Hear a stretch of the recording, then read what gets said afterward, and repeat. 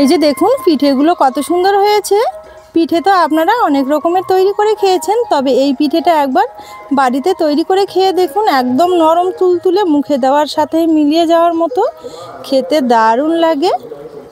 আর এই পিঠে যাকেই তৈরি করে খাওয়াবেন প্রশংসা করতে কিন্তু বাধ্য হবে। ভেতরটা একদম ফাঁপা আর রসালো, খেতে দারুণ লাগে।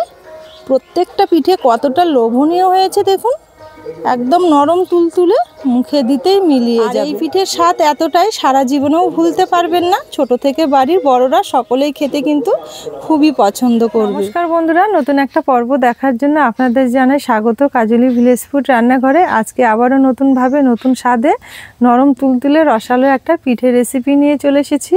আশা করছি রেসিপিটি আপনাদের অনেক বেশি ভালো লাগবে। তাহলে চলুন দেখে নেওয়া যাক আজকে পিঠে রেসিপি। পিঠে তৈরির জন্য সবার প্রথমে উনুন জেলে একটা কড়াই বসিয়ে দিয়েছি। কড়াইয়ে নিয়ে নেব 1 থেকে 2 চামচের মতো ঘি। ঘিয়ের মধ্যে নিয়ে নেব ছোট বাটি মেপে হাফ বাটি সুজি। তো এখানে 5 টাকার সুজি হবে নিয়েছি। এবার হালকা আছে নেড়ে চেড়ে ঘিয়ের সাথে সুজিটা একটু ভেজে নেব, সুজির যাতে কাঁচা গন্ধটা না থাকে। কন্টিনিউ এইভাবে একটু নেড়ে চেড়ে ভেজে নিতে হবে। আর অবশ্যই কিন্তু উনুনের আঁচটা হালকা রাখতে হবে, সুজিতে যেন কোনো রকমের কালার না আসে। এখানে হালকা আছে নেড়ে চেড়ে সুজিটা খুব সুন্দরভাবে ভেজে নিয়েছি, একদম ঝুরঝুরে করে। আর এই যে দেখুন সুজিতে কিন্তু কোনো রকমের কালার আসেনি, এইভাবে একটু ভেজে নিতে হবে। এবার যে বাটি মেপে আমি সুজি নিয়েছিলাম হাফ বাটি, সেই বাটি মেপেই নিয়ে নেব 1.5 বাটি দুধ।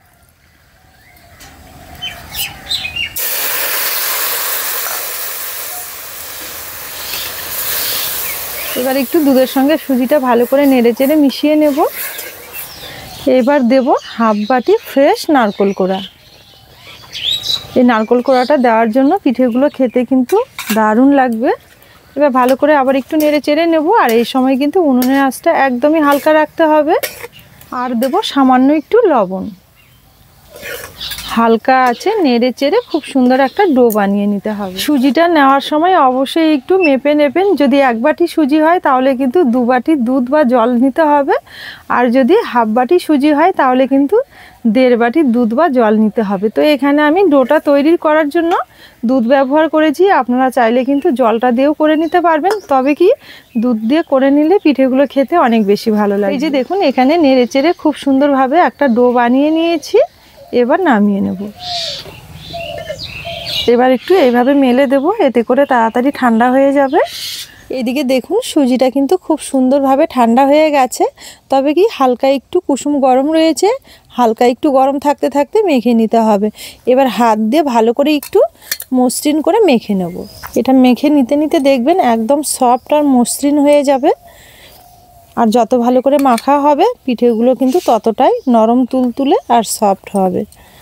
সুজির ডোটা তৈরি করার সময় আমি ঘি দিয়েছিলাম, সেই কারণে কিন্তু এখন আর ঘি না দিলেও হবে। শুধু হাত দিয়ে এইভাবে একটু মেখে নিতে হবে।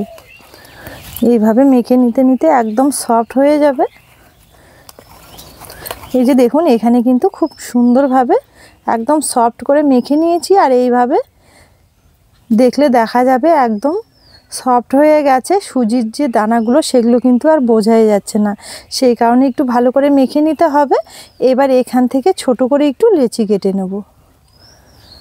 ঠিক এই মাপে কেটে নেব, খুব ছোটও না আবার খুব বড়। হাতের মধ্যে নিয়ে ভালো করে একটু গোল করে নেব। এই যে দেখুন একটু গোল করে নিয়ে এইভাবে একটু চ্যাপটা মতো করে নিতে হবে হালকা। এই যে দেখুন খুব সুন্দরভাবে একটু চ্যাপটা মতো করে নিয়েছি। এইবার এখানে একটা কাঠি নিয়েছি। কাঠিটা নেওয়ার আগে একটু তেল লাগিয়ে নেবেন, তেল বা ঘি।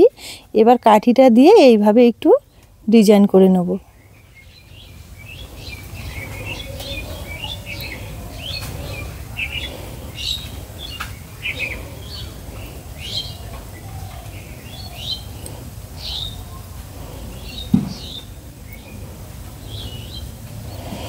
এই যে দেখুন এখানে খুব সুন্দরভাবে তৈরি করে নিয়েছি। এবার মাঝখানটায় এইভাবে একটু কাঠির পেছনটা দিয়ে গেঁথে একটু ফুটো করে দিতে হবে।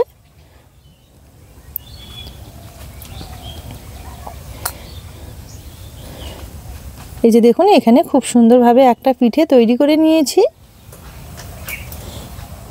আবারও একটা তৈরি করে দেখাবো। নেওয়ার পর এইভাবে একটু চ্যাপটা মতো করে নিতে হবে। তারপরে কাঠিটা দিয়ে এইভাবে একটু ডিজাইন করে নিতে হবে। তো এই ডিজাইনটা দেওয়া কিন্তু খুবই সহজ, আপনারা প্রথমবারই খুব সুন্দরভাবে এই পিঠেটা বানিয়ে নিতে পারবেন।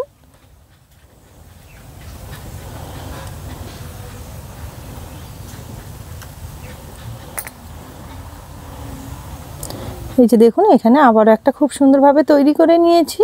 এইভাবে সম্পূর্ণ পিঠেগুলো আগে তৈরি করে নেব।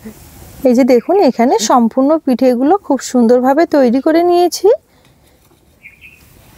দেখতে কতটা সুন্দর লাগছে দেখুন। এবার এগুলো তেল গরম করে হালকা একটু ভেজে নেব। এবার পিঠেগুলো ভেজে নেব, তার জন্য আবারও কড়াই বসিয়ে দিয়েছি। কড়াই নিয়ে নেব একটু সাদা তেল। এখানে পিঠেগুলো ভেজে নেওয়ার জন্য সাদা তেল নিয়েছি। আর তেলটা কিন্তু প্রথমের দিকে খুব একটা গরম করা যাবে না, পিঠেগুলো ছাড়ার অবস্থায় একটা আঙুল দিয়ে দেখিয়ে দিচ্ছি, ঠিক এই রকম গরম রাখতে হবে। এই গরম অবস্থায় পিঠেগুলো ছেড়ে দিতে হবে।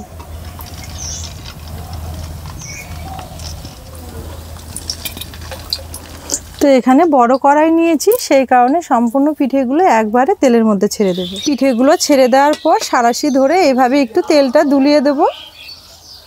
এতে করে দেখবেন পিঠেগুলো ঘুরতে শুরু করবে আর খুব সুন্দরভাবে চারিদিকে ভাজা হবে।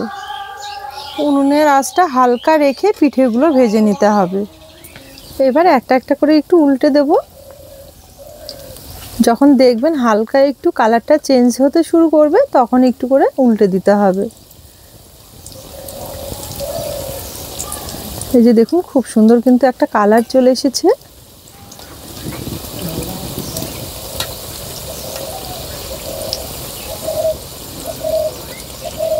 এই যে দেখুন এগুলো খুব সুন্দর একটা কালার করে ভেজে নিয়েছি। এবার তেল ঝরিয়ে তুলে নেব। কতটা সুন্দর হয়েছে দেখুন, দেখতে কিন্তু দারুণ লাগছে। এবার একটা থালার মধ্যে তুলে নেব। এগুলো তেলের মধ্যে পড়ে দেখুন আরো ফুলকো ফুলকো হয়েছে।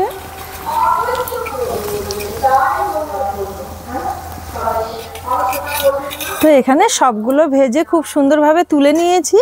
আর দেখুন কতটা সুন্দর লাগছে। আপনারা চাইলে কিন্তু এইভাবে এই পিঠেগুলো খেতে পারবেন। এইভাবে খেলেও কিন্তু দারুণ লাগবে। আবারও কড়াই পরিষ্কার করে বসিয়ে দিয়েছি। কড়াইয়ে নিয়ে নেব 1/2 লিটার দুধ।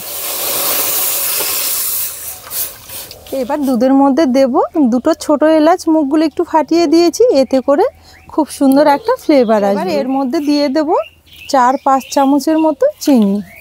তো এখানে মিষ্টিটা আপনারা পছন্দ মতো ব্যবহার করতে পারবেন। এবার নেড়ে চেড়ে খুব সুন্দরভাবে দুধটা একটু ফুটিয়ে নেব। এই যে দেখুন এখানে দুধটা খুব ভালো করে একটু ফুটিয়ে নিয়েছি, আর আগের তুলনায় কিন্তু অনেকটা ঘন হয়ে গেছে।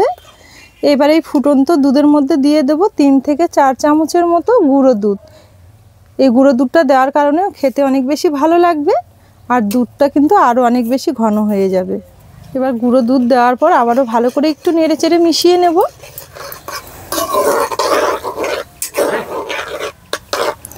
এই গুঁড়ো দুধ দেওয়ার কারণে পিঠেগুলো খেতে কিন্তু অনেকটা বেশি টেস্টি হবে, আর দুধটাও কিন্তু অনেক বেশি ঘন হয়ে যাবে। আপনারা যখন পিঠে তৈরি করবেন অবশ্যই একটু গুঁড়ো দুধ দেবেন, দেখবেন পিঠেগুলো খেতে অনেক বেশি ভালো লাগে। দেখুন এখানে দুধটা আমি খুব ভালো করে ঘন করে নিয়েছি, আর গুঁড়ো দুধ দেওয়ার কারণে কিন্তু অনেকটা ঘন হয়ে গেছে। এবার এই দুধের মধ্যে পিঠেগুলো ছেড়ে দিতে হবে। এগুলো কিন্তু এখানে খুব সুন্দরভাবে ঠান্ডা হয়ে গেছে। এবার গরম গরম দুধের মধ্যে এইভাবে একটু ছেড়ে দেব। দেওয়ার পর এইভাবে একটু সমান করে দিয়ে হালকা আছে পিঠেগুলো একটু 1 থেকে 1.5 মিনিটের মতো জাল করে নেব। আর এরই মধ্যে দেখবেন পিঠেগুলো একদম নরম তুলতুলে হয়ে যাবে। এই যে দেখুন এখানে দুধের মধ্যে পিঠেগুলো খুব সুন্দরভাবে হালকা আছে এইভাবে একটু জাল করে নিতে হবে, আর মাঝে মাঝে এইভাবে একটু করে উল্টে দিতে হবে। এইভাবে একটু ওলট পালট করে 1 থেকে 1.5 মিনিট জাল করে নেব। আর এরই মধ্যে দেখবেন খুব সুন্দরভাবে পিঠেগুলো একদম নরম তুলতুলে হয়ে যাবে। এই যে দেখুন এইভাবে একটু উতলে উতলে উঠবে, এইভাবে উতলে উঠবে, আর হাতা দিয়ে এইভাবে একটু সমান করে দিতে হবে। তো এখানে পিঠেগুলো আমি প্রায় 1.5 থেকে 2 মিনিট মতো একটু হালকা আছে জাল করে নিয়েছি, হয়ে গেছে। এবার নামিয়ে নেব। এই যে দেখুন পিঠেগুলো কতটা সুন্দর হয়েছে। এবার এগুলো একটা থালার মধ্যে সাজিয়ে নেব। একদম নরম তুলতুলে আর রসালো এই পিঠে। এই পিঠে একবার তৈরি করে খেয়েছেন তাহলে দেখবেন বারে বারে খেতে মন চাইবে। খেতে কিন্তু দারুণ লাগে, দেখে কতটা লোভনীয় মনে হচ্ছে দেখুন। এই যে দেখুন পিঠেগুলো থালার মধ্যে খুব সুন্দরভাবে তুলে নিয়েছি, আর দেখতে কতটা সুন্দর হয়েছে দেখুন, একদম নরম তুলতুলে পিঠে, খেতে কিন্তু দারুণ লাগবে। একবার হলো এই পিঠেটা বাড়িতে বানিয়ে খেয়ে দেখলে বন্ধুরা আজকের এই পিঠে রেসিপি আপনাদের কেমন লেগেছে অবশ্যই একটা কমেন্ট করে জানাবেন। আর পুরো ভিডিও দেখে যদি রেসিপি ভালো লেগে থাকে তাহলে সবার আগে চ্যানেলটি একবার সাবস্ক্রাইব করে নেবেন, আর পাশে থাকা বেল আইকনটি অবশ্যই ক্লিক করবেন যাতে সবার আগে নোটিফিকেশনগুলো আপনাদের কাছে পৌঁছে যায়। আর অনেক অনেক বন্ধুদের সঙ্গে শেয়ার করতে ভুলবেন না। আজকের জন্য এই রেসিপি এখানেই শেষ করলাম, ফিরে আসবো পরের দিন নতুন রেসিপি নিয়ে। ততক্ষণের জন্য আপনারা ভালো থাকবেন, সুস্থ থাকবেন।